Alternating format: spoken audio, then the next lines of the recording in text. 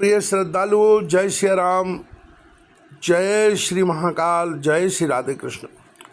तुलसीदास जी भगवान की कथा की महिमा का वर्णन करते हुए बालकांड में पुनः चौपाई लिखते हैं।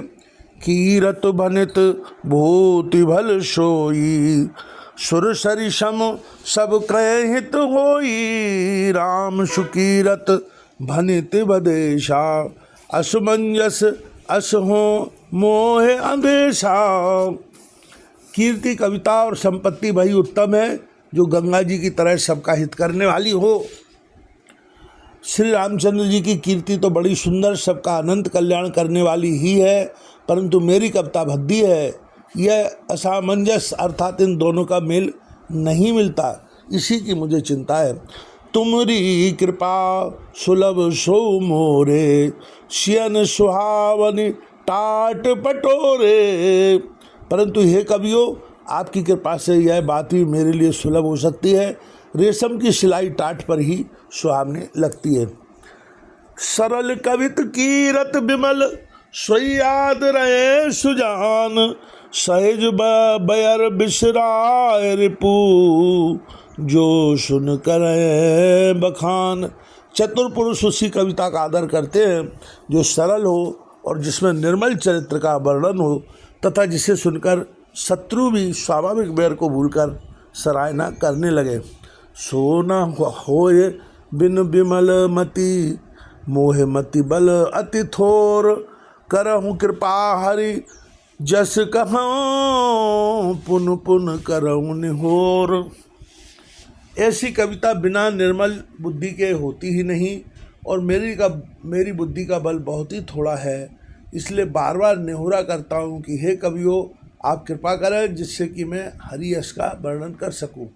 कवि कोविद रघुपर चरित, मानस मंजू मराल।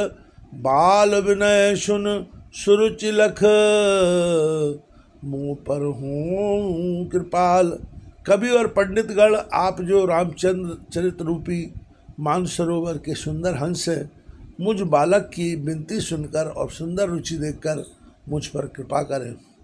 बंदो मुनिपद कंज, रामायण जय निर्मयु।